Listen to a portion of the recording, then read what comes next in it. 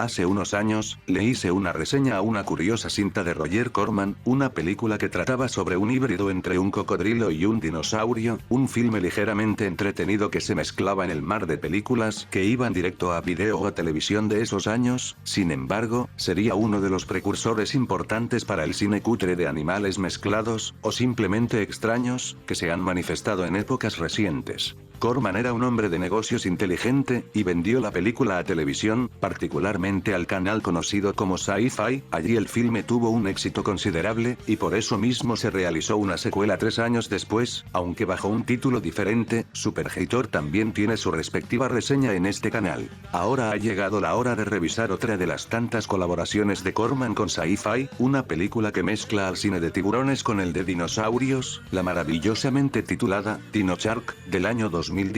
Para esta producción, Corman llamó a varios de sus colaboradores frecuentes, pues el mismo director de Dino Croc, Kevin O'Neill, vuelve a la silla de director, y la escritora, Frances Doyle, también se encargó del guión, así como lo hizo en Superhater y en Dino Croc. Lo que tiene sentido, pues esta cinta sería otra obra de bestias prehistóricas asesinas. Algunos pueden reconocer algunas locaciones de la cinta, ya que fue rodada en su mayoría en Puerto Vallarta, México. Una práctica común de Corman es filmar películas en países tercermundistas, ya que sale más barato, y otra es rodar películas en lugares donde quiere vacacionar. Sus vacaciones básicamente involucran producir una película en esa locación, de ahí provienen varios clásicos cutres de él, como La criatura del mar maldito y La bestia de la cueva maldita. Dino Shark es considerada como un refrito de un infame fracaso de Corman, Desde las profundidades, de 1979, uno de los plagios de Tiburón que Corman produjo en los 70s. No obstante, las similitudes son escasas, por lo que sería mejor decir que está inspirado en ese filme, ya que no comparten muchos elementos.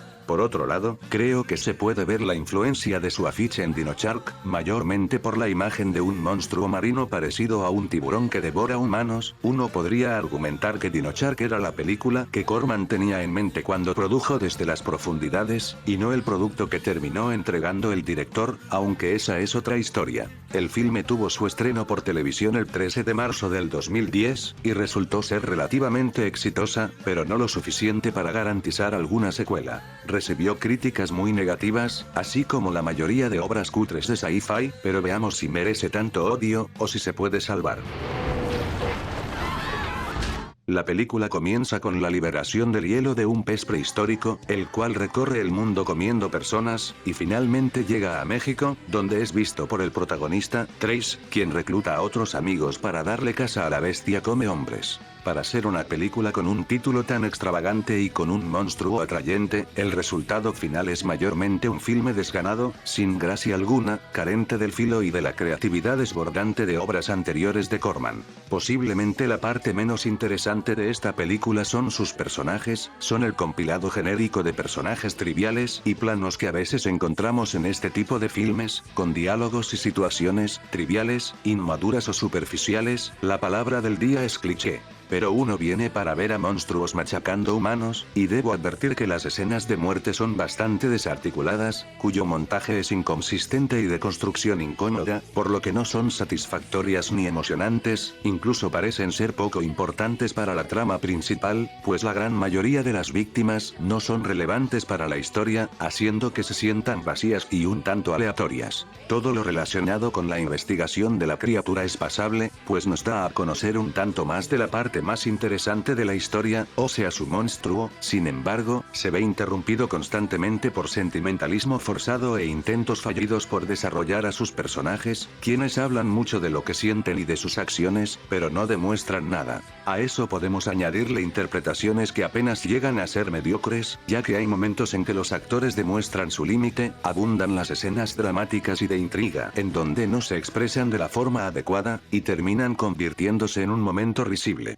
El diseño del monstruo es bastante bueno, y después de todo es la estrella de la película, pero no tiene el elemento absurdo necesario para causar un gran impacto, al menos no al mismo nivel que otros ejemplos, particularmente de cintas que vendrían posteriormente, como Sharktopus, por lo que solo se queda como una criatura curiosa y poco aprovechada del género. Visualmente no tiene nada de interesante, está al mismo nivel que una producción de televisión cualquiera, desde la dirección plana hasta la fotografía insulsa, a pesar de de ser rodada en 35 milímetros, no aprovecha para nada la calidad que la película puede ofrecer, bien pudo haberse rodado con cámaras digitales más baratas y nadie lo notaba. A pesar de que muchos pueden compararla con clásicos de Corman, argumentando que siguen siendo el mismo producto de baja calidad, yo considero que esto es totalmente falso. Hay una gran diferencia entre una buena obra de serie B, que está por encima de este tipo de producciones poco imaginativas. Comparemos esta película con cintas como La Bestia de la Cueva Maldita. Ahí tenemos una trama de crimen con personajes bien definidos, que si bien no eran explorados a profundidad, seguían teniendo objetivos y metas que nos importaban, así como obstáculos, tanto humanos como sobrenaturales, y sin mencionar que las actuaciones eran mucho más creíbles, los actores de antaño tenían una mejor preparación, y los directores reconocían el talento, incluso si tenían poca experiencia o si el papel era pequeño, estos actores podían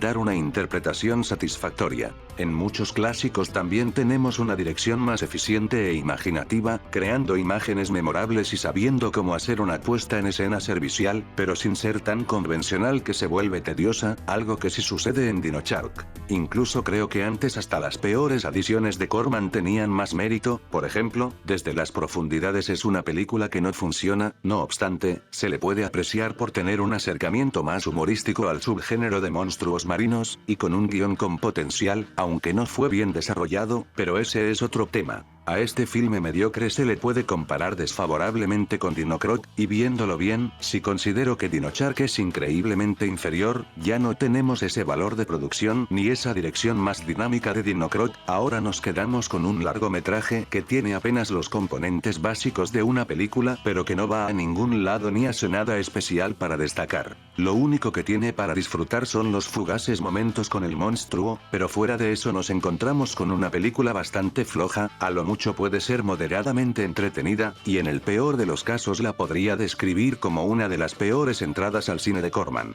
No la puedo recomendar, al menos no a todo el público. Si ya estás acostumbrado a este tipo de películas, entonces el Dino Shark te puede divertir, pero todo lo demás te parecerá una pérdida de tiempo. Prepárate para personajes acartonados, diálogos tontos, y efectos poco convincentes. Curiosamente, el Dino Shark no es completamente creado por computadora. Cada vez que necesitan un primer plano del monstruo con los actores, usan efectos prácticos, lo que es apreciable, muy cutre y simple, pero el hecho de que no combine para nada con las dimensiones, ni con el diseño del Dino Shark por computadora le da cierto encanto. El filme resultó ser moderadamente exitoso para el canal, al menos lo suficiente como para que se siguieran produciendo más obras de este tipo con Corman. No obstante, el verdadero éxito viral les llegaría más tarde ese mismo año, pues Sharktopus sería el ejemplo perfecto del cine cutre de monstruos moderno, aunque hablaremos de él en otra ocasión.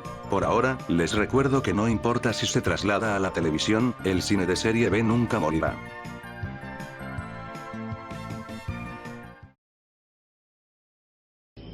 Inspirada en una historia real.